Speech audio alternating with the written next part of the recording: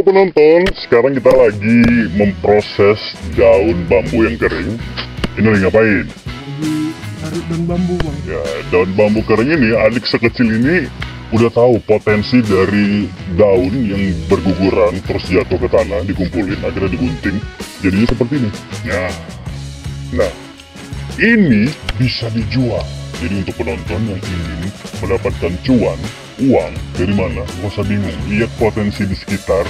Dan adik ini, sekecil ini, udah bisa melihat potensi itu. Wah. Tidak percaya, daun bambu, akar bambu, apalagi pelepah bambu ini laku dijual. Ini buktinya. Wah, bayangin. Seluruh yang ada di sekitar kita ini, kalau kita bisa melihat potensinya, bisa menjadi cuan. Uang dan uang. Daun bambu yang selama ini masih jarang dimanfaatkan ternyata memiliki banyak manfaat, terutama di bidang pertanian karena kandungan zat aktif yang terkandung di dalamnya yaitu flavonoid, polisakarida, klorofil, asam amino, vitamin, fosfor, dan kalium, serta beberapa mikroba yang bermanfaat bagi tanaman.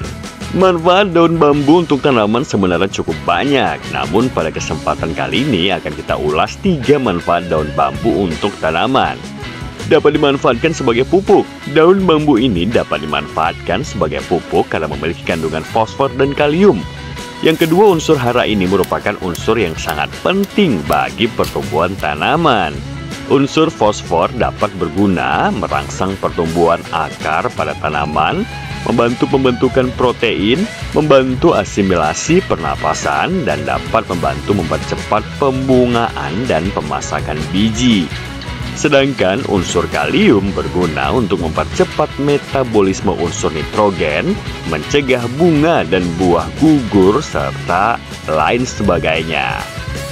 Yang kedua, dapat dimanfaatkan sebagai bioaktivator. Daun bambu ini dapat dimanfaatkan sebagai bioaktivator yang fungsinya untuk membantu proses fermentasi pada pembuatan pupuk itu sendiri, seperti pupuk kompos misalnya. Hal ini karena pada daun bambu terdapat mikroba yang bermanfaat sebagai pengurai bahan organik.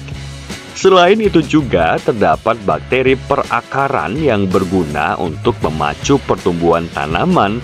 Di antaranya adalah Pseudomonas fluorescens, Aspergillus, Trichoderma, dan berbagai mikroba bermanfaat lainnya.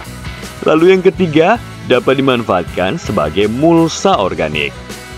Daun bambu dapat dimanfaatkan sebagai mulsa organik pengganti mulsa plastik karena memiliki sifat yang dingin. Cara aplikasinya pun mudah, yaitu hanya dengan menyebarkan daun bambu yang sudah dipotong-potong di atas bedengan yang sudah diberi pupuk. Sehingga selain dapat mencegah pertumbuhan gulma, daun bambu ini dapat pula menyuburkan tanaman. Karena daun bambu lama-kelamaan akan terurai dan akhirnya menjadi pupuk. Adapun cara penggunaan daun bambu untuk memperoleh berbagai manfaat tersebut dapat dilakukan dengan 3 cara, yaitu disebarkan atau dihamparkan secara langsung, dicampurkan dengan media tanam, difermentasikan terlebih dahulu dengan cara diperam di dalam drum plastik selama 2 hingga 4 minggu untuk mendapatkan hasil yang terbaik.